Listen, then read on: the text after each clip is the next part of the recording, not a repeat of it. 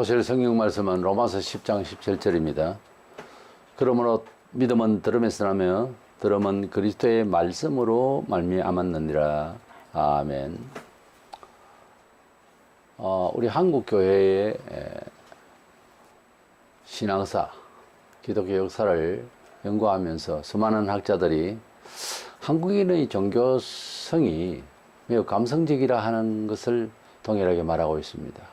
그 샤머니즘적이고 민간신앙적인, 그 전에 불교가 있었고 유교가 있어서 원래 기독교의 정신보다 다르게 발현하는 그런 모습을 띈다라고 평가를 하고 있습니다.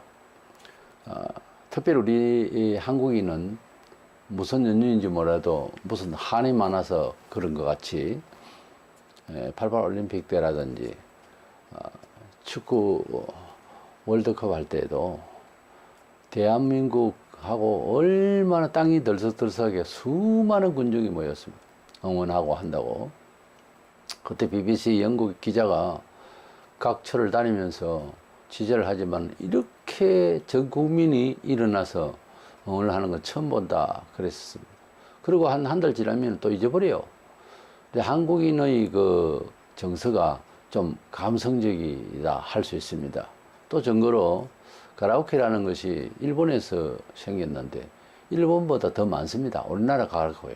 그래 마이크를 잡으면 아주 노래를 10개도 하고 하는 사람도 많이 있습니다. 그래서 우리나라 사람들이 좀 감성적인 것 때문에 좋은 점도 있어요. 감정이 있어야만 표현을 몸짓으로 하는 것이 가장 진실한 건데, 그러나 기독교 정신은 감정 이전에 하나님에 대해서 자세히 들어야 됩니다. 그렇게 바로 알고 믿어야지 문제가 생길 수 있죠. 그래서 신앙 감정이 아니다, 이런 주제로 말씀을 나누고자 합니다. 먼저는 참된 복음의 혜택을 받고 복음의 사람이 되려면은 복음의 그 정보의 내용에 귀를 기울여야 합니다. 자세히. 한국교회의 열심이랄까요? 이것은 유례없는 모습인데, 우리나라 역사에서 들어 감성적으로 해결하는 그런 부분도 있겠지만, 기독교의 부흥의 그 텀을 보면 굉장히 빠른 속도로 부흥을 하게 된 그런 예입니다. 과연 이것이 성령의 감화인가 하는 것입니다. 1907년대에 그 평양 대봉의 그런 경우는 정말 성령님의 역사로 우리가 볼 수 있는 것이 회개의 역사를 통해서 일어났기 때문에 안정적으로 이해할 수 있습니다만은, 특별히 70년대 중반에서 80년대에 한참 부흥한다고 할 때 그것을 진정한 참 하나님의 뜻대로의 부흥인가 하는 점에 대해서 고찰을 해볼 필요가 있어요. 아니면 우리 인간의 그 본성, 특별히 우리 한국인이 가지고 있는 민족성이 그렇게 감성적으로 그렇게 하나님을 찾은 것 아닌가, 그렇게 반성도 해봐야 됩니다. 원래 이단이 된 것은 감성 때문에 그렇습니다. 성경을 객관적으로 전체적으로 통섭하지 않으려고 그냥 어떤 구절이 있으면 거기에 막 빠져서 앞뒤 보지도 않고 이렇게 믿다가 보면 이단이 될 수가 있어요. 교주들은 다 그렇게 교주가 되었고, 그 교주나 나나 사람인지라 또 한국인으로서 그 성향을 가졌기 때문에 좀 세게 그렇게 밀고 가면 그 카리스마에 놀래서 몰입을 하게 되는 경우예요. 그래서 이단 교인이 되어버리는 경우가 많습니다. 그 이단 교인을 돌이키는 것은 무슨 매로서 되는 것이 아니라 하나님의 말씀을 잘 가르치면 돌아옵니다. 굉장히 힘들죠. 돌아와도 근성이 박혀버리면 위험하지만 그래도 돌아와야 되지 않겠어요? 우리나라의 기독교 140년인데 그 기독교 역사 한도에서 세계적으로 가장 많은 이단이 배출되어 있어요.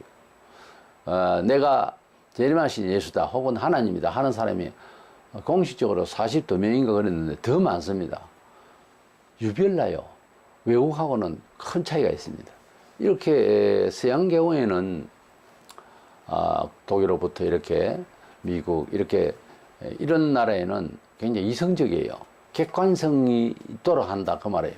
상품을 하나 팔아도 감정을 축여서 팔아먹는 것이 아니고 아주 그 사인을 넣게 해요. 충분히 이해를 시키고 그렇게 판매를 합니다. 그래서 그 미국 사람들이 세일을 할 때 퍼스널 세일이라고 인격적으로 판매를 한다 그런 뜻이죠. 그래 모든 것이 이성적이고 합리적으로 일단 이해하고 그것을 받아들일 수 있는 추정을 할 수 있는 데까지 이렇게 하는 것이죠. 우리나라 사람들은 어디에 모이면 군중이 확 있으면 뭐 때문에 거기에 모이는지 모르고 다 모입니다. 이스라엘 백성은 약간의 그런 모습이 보이긴 한데 예수를 잡을 때에 무슨 뜻으로 모이는지도 모르고 모였다고 그랬어요. 우리가 감정이라는 것이 또 살아있어야 되지만은 감정보다 사실에 좀 이해를 하려고 하는 태도가 상당히 중요해요. 특별히 이 과학시대에 복음을 바로 알아야 된다 그럽니다. 잘 모르고 내 생각엔 이렇다, 너 생각도 그렇지, 소소가 모여서 그렇게 떠들면 그 이단되기 쉽습니다. 신명기 1장 5절에 모세가 요단 저쪽 모압 땅에서 이 율법을 설명하기 시작하였더라 그랬어요. 그러니까 모세가 율법을 그냥 선포하고 말대로 이게 아니고 이걸 설명을 했다고 그랬습니다. 에스라 7장 10절을 보면 에스라가 여호와의 율법을 연구하여 준행하며 본인이 연구하고 또 행동합니다. 율례와 규례를 이스라엘에 가르치기로 결심하였었더라. 그러니까 에스라 선지자가 하나님의 말씀을 연구했다는 말은 이해를 먼저 습득하고 그러고 행동을 옮겨서 그 하나님의 영광을 보고 소위 말하는 하나님 말씀의 효과를 보고 그것을 백성들이 가르쳤다 그래 돼 있어요. 이사야 28장 23절에 너희는 귀를 기울여 내 목소리를 들으라. 자세히 내 말을 들으라. 그렇게 자세히 내 말을 들으라. 그렇게 말씀하고 있습니다. 이래서 구약에도 소위 율법은 그냥 선포하면 그냥 들어야 될 것 같아도 율법도 하나님께서 백성들에게 잘 알게 하시기를 원합니다. 그리고 누가복음 24장 27절에 예수께서 이에 모세와 모든 선지자의 글로 시작하여 모든 성경에 쓴 바 자기에 관한 것을 자세히 설명하시니라 그랬어요. 그러니까 하나님 말씀을 그냥 외워서 그렇게 선포만 하는 것이 아니라 때로는 선포가 더 힘이 있습니다만은 왜 이렇게 말씀하셨는가에 대해서 왜 이런 뜻이 있는가에 대해서 자세히 설명을 했다 그랬습니다. 그래서 이 자세히라고 하는 과사브라고 하는 뜻은 매우 주의하여서 주목하고 그리고 경청을 한다 되어 있어요. 그러니까 하나님 말씀을 들을 때에 처음에는 단순한 제목 같이 그냥 정보를 듣지만 그 정보를 다시 설명해 주시는 전달자의 말씀을 잘 들어야 됩니다. 그것도 부족하면 또 다시 성경 공부를 뒷받침할 수 있는 말씀을 잘 들을 수 있는 뒷받침할 수 있는 그런 성경 공부 시간이 필요해요. 그래서 예수 믿으면은 성경을 전체적으로 잘 이해할 수 있는 박사같이 알아라는 것이 아니라 그래도 복음의 어떤 중심을 바로 알기 위해서는 왜 이렇게 이런 말씀을 하시는지 처음에 믿으면 굉장히 오해가 되는 부분이 많아요. 근데 그 말씀을 자세히 설명을 드려야 됩니다. 그래서 설명할 사람이 필요하죠. 그것이 신앙을 하는 사람이고 전문성 있게 목사가 되는 겁니다. 그래서 목사의 직무 중에서 잘 가르치는 교수성이 있어야 돼요. 목사가 너무 가르칠 줄 모르면은 뭐 알긴 아는데 곤란하죠. 그래서 잘 가르쳐야 되는 겁니다. 우리가 하나님을 만날 때에 비록 그 학습 역량이 목사마다 좀 다릅니다만은 그러나 간절히 경청하고 잘 들으려고 하는데 그래도 목사님 가르치면은 좀 미흡한 마음이 자꾸 들고 그러면 듣는 사람이 아주 경청하기를 간절하면 하나님께서 그 말씀을 설명을 통해서 더 많은 지혜를 주시게 되어 있어요. 그렇다고 해서 내가 혼자 기도해서 다 알겠다 그게 아니고 그게 도움이 더 온다고 말이죠. 그래서 믿음으로 역사해 주실 때 권능으로 역사해 줄 때에 은사적으로 병이 치유되는 것도요. 본인이 믿음이 강렬하면 안수해주고 기도하는 사람 믿음이 사실 부족해도 역사가 나버려요. 그래서 그 점을 알고 일단 듣는 사람은 굉장히 간절할 필요가 있어요. 잠언서 8장 17절에 나를 간절히 찾는 자가 나를 만날 것이니라 이렇게 말씀하셨거든요. 즉 간절하면 지성감천이라는 말이 그 말이에요. 간절하면 하늘이 움직입니다. 때문에 지도자에 대해서 너무 잘한다 못한다 이런 평을 할 이유까지는 없어요. 내 자신이 간절하면 되는 거예요. 두 번째로는 우리가 하나님 말씀을 믿는다고 할 때에 그 믿음에 대한 이해력이 동원이 돼야 됩니다. 그렇지 않고는 미신이 될 가능성이 많아요. 우리가 하나님 믿고 따른다 할 때 어떤 말씀은 하나님 말씀이기 때문에 순종한다 하는 행동의 규칙에 대해서는 아직까지 못 깨달아도 순종을 할 만해요. 그러나 믿음으로 미래를 나의 생애를 뭐 책임지고 기도하고 할 때에 그 믿음에 대한 하나님의 간주하심이 이해가 되어지는 것이 굉장히 중요합니다. 그렇지 않으면은 어려워요. 오해가 되고. 그러니까 아는 만큼 행할 수 있다 하는 말이 그 말입니다. 하나님을 믿을 때에 이해 없이 끝까지 몇 년이 됐는데 그냥 믿는다는 것은 미신이 될 가능성이 많아요. 그게 오해가 될 수가 있습니다. 믿기는 믿는데 그래서 깨닫지를 못하고 순종한다 할 때는 믿음이 더뎌집니다. 순종이 더디고 왜? 이해가 잘 안 되니까 그래도 따르겠다 하는 것은 한계가 있다라는 겁니다. 하나님을 믿는 것은 나무 보고 절하고 돌을 보고 절할 때 돌이 나에게 어떤 지각을 주는 건 아니잖아요. 그러니까 우상 심리로 믿는 것은 지각이 없어요. 돌이 지식을 주는 건 아니니까. 근데 하나님 말씀을 듣고 하나님을 믿는다라고 할 때는 구절구절 내용의 주의 음성을 따라서 살겠다고 믿는다고 할 때는요, 깨달음이 함께 동원되게 돼 있어요. 하나님을 만나는 것은 우상을 만나는 것과 다른 차이점이 그런 겁니다. 믿는다 하는데 계속 믿는다 하지만은 어느 날 이해가 되어지는 날이 와요. 세상 지식으로는 이해가 안 돼도 나의 믿음과 양심으로는 이해가 되어지는 하나님의 오묘한 생명의 말씀을, 생생히 살아있는 말씀을 지혜롭게 이해가 되어지는 날이 있습니다. 그런 시간이 더 많이 필요해요. 느헤미야 8장 8절에 하나님의 율법을 낭독하고 그 뜻을 해석하여 백성의 그 낭독하는 것을 다 깨닫게 하니, 그런 말씀이 있어요. 그러니까 구약의 율법도 우리가 율법이라 하면 그냥 어떻게 하여라 저떻게 하여라 하지 말라 이런 명령으로만 알지만 그 말씀이 합당함을 백성들에게 깨닫게 하는 겁니다. 복음도 하나님의 지금 구약 성경도 오늘 시대를 사는 우리에게도 마땅하다, 제일 귀하다, 이걸 깨닫고 믿는 것하고 그냥 하나님을 신뢰하고 믿고 따르겠다라고 차이가 많죠. 그것을 이해한다면 훨씬 쉬워요. 그렇습니다. 그래서 우리가 무엇을 알고 실행하는 것은 용기가 더 나고 목표의식이 더 강해지고 그렇습니다. 베드로가 주님을 따라가면서 또 하나님께서 또 지혜를 주셨지만은 예수님이 오병이어로 떡 5개 물고 왔더니 5,000명을 먹이시고 역사를 하니까 수많은 사람들이 예수님을 따라왔습니다. 그래서 약 한 2만 명이 넘는 사람들이 와서 경제 대통령으로 삼으려고 하니까 주님께서 내가 세상에 온 것은 그것이 아니고 내 살을 먹고 내 피를 마셔 영생을 얻는다, 나를 믿어 영생을 얻는다, 이런 영적인 말씀을 하니까 그 말씀을 듣고 백성들이 다 떠나버렸어요.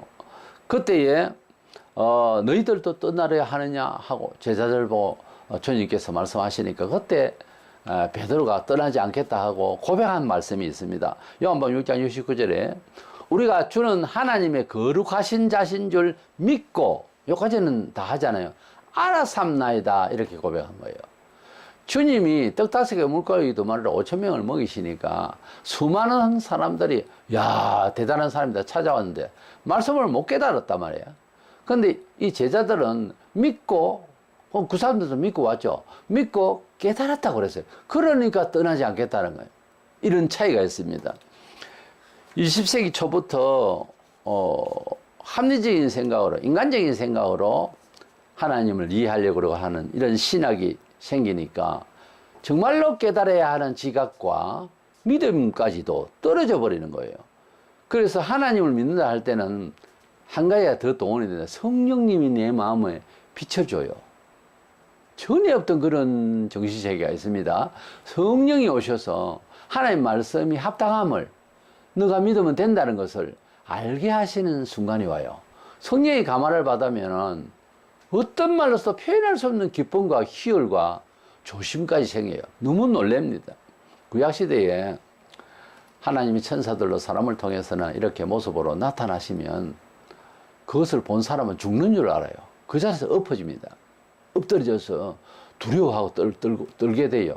지금은 안 그러냐? 성령이 압도적으로 나에게 오시면 어느 자리 관계없어요. 길 가다가도 팍 구부러집니다. 뭐 그런 정도까지 이상한 모습으로 신앙생활을 하는 사람으로 길에서 만드시지는 않겠지만 주로 예배 시간이나 또 특별한 기도 시간을 따로 가지거나 산기도나 교회 기도나 어떤 일을 만날 때 간절할 때 완전 지압해 오는 순간이 있어요. 성령이 부어주시는 지혜의 시간은 그 설명할 수 없는 여러 가지를 한꺼번에 다 바르게 정확하게 이해하는 아웃라인을 다 알게 하십니다.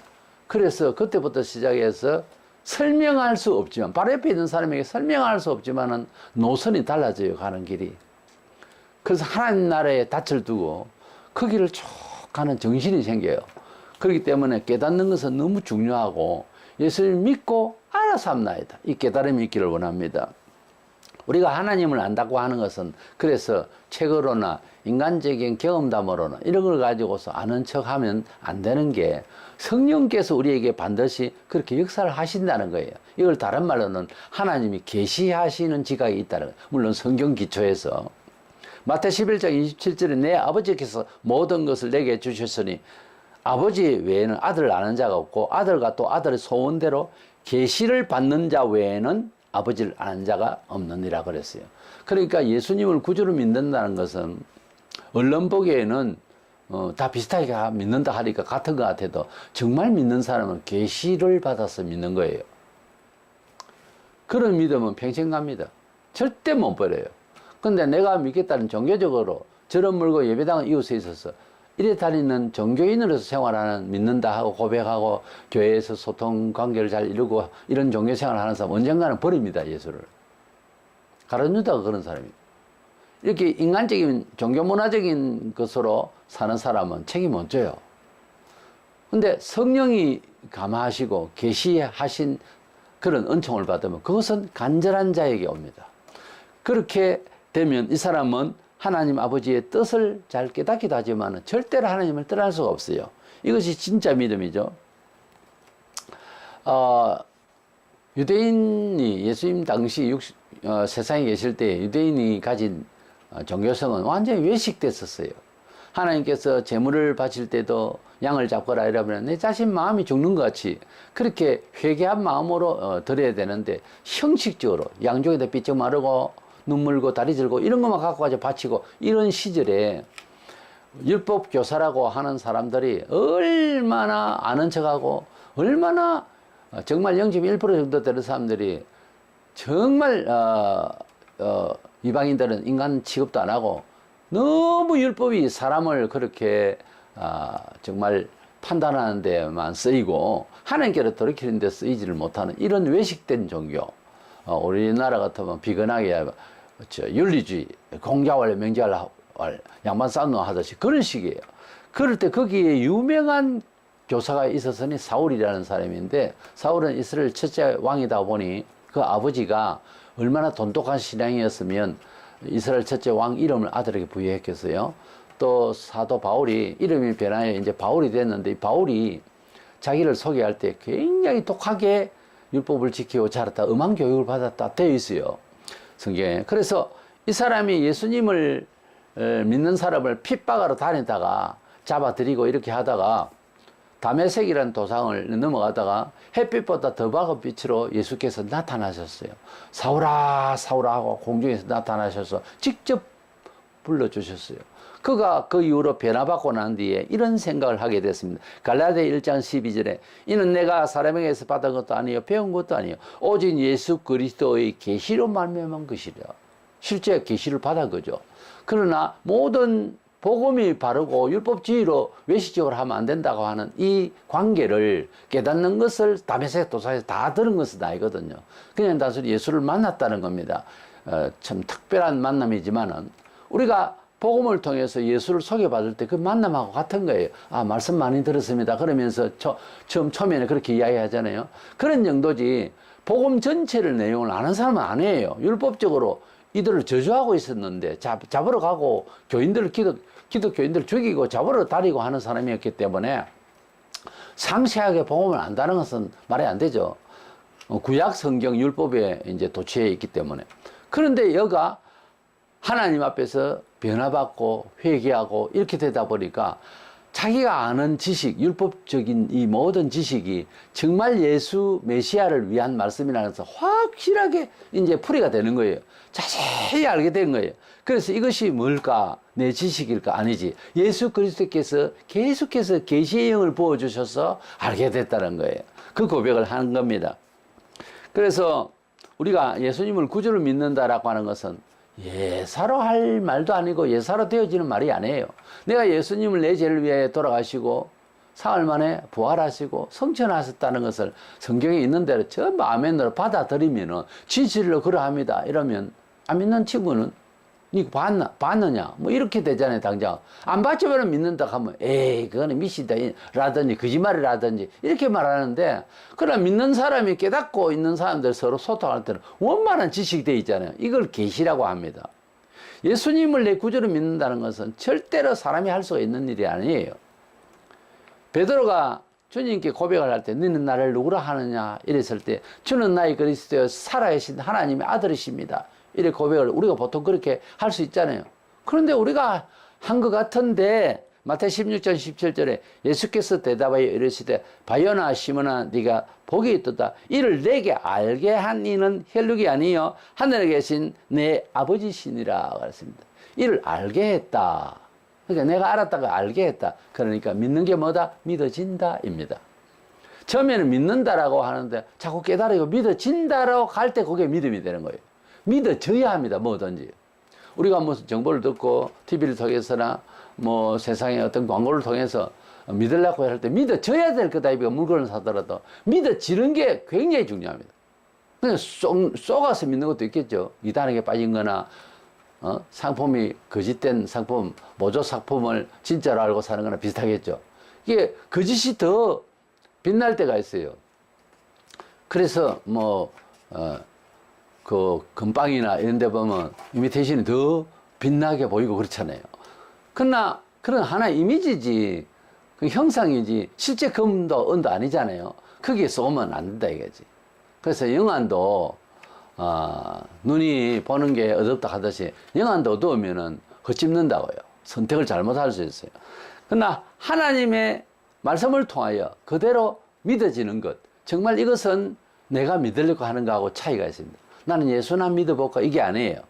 예수님만 구주이고 하나님과 우리 사이에서 예수님만 중보자시고 예수님만 지상에서 전무후무하게 부활하셨고 우리가 그렇게 부활할 것이라는 것을 나는 믿는다. 이거는 다른 차원이에요. 왜냐하면 이 말을 내가 믿는 것을 사람들에게 전해보세요. 얼른 믿는가. 그런데 나는 믿게 됐죠. 이것이 계시란 말입니다.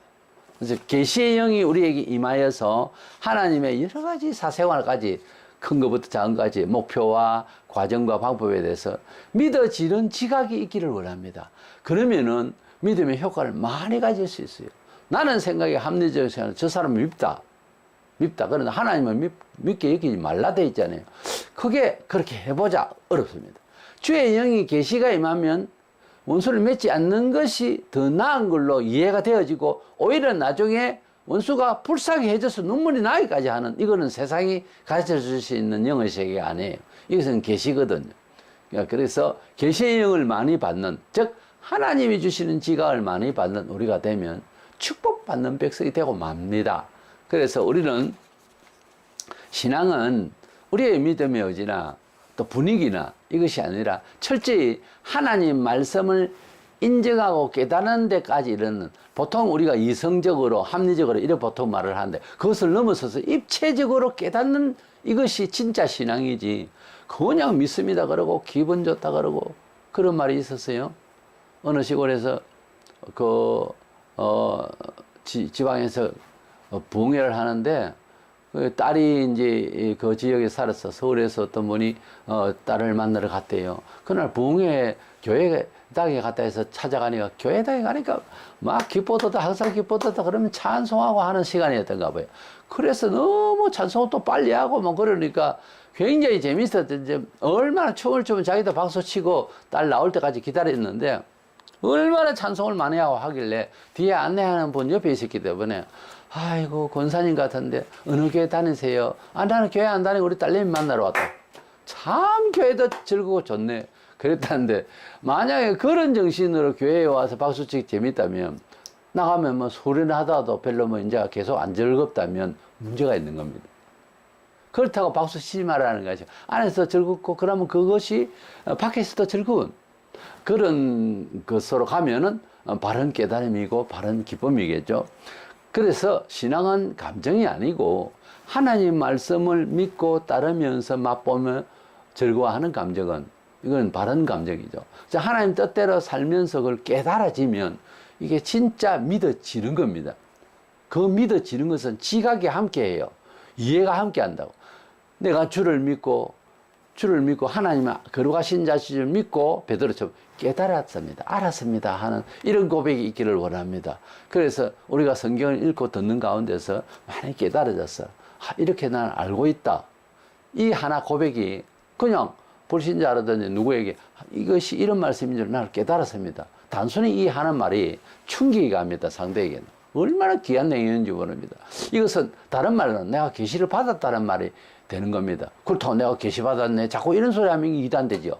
근데 그 많은 은혜를 그대만 받은 게 아니고 기독교에서 전부 다 그렇게 믿어졌으니까 겸손하게 그저 깨달아졌습니다. 감사합니다. 이래 이제 믿음을 가지면 참된 믿음이 되는 거예요.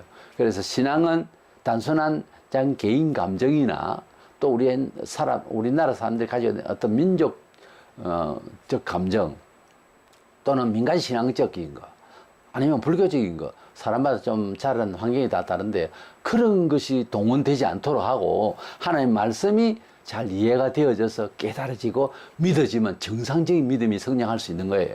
그렇게 믿어서 우리가 지각에도 넘쳐나는 걸로 말을 잘하고 전도할 수 있고 이해할 수 있고 자기를 정확하게 할 수 있는 그런 성경적인 삶이 이루어지기를 주의 이름으로 축원합니다.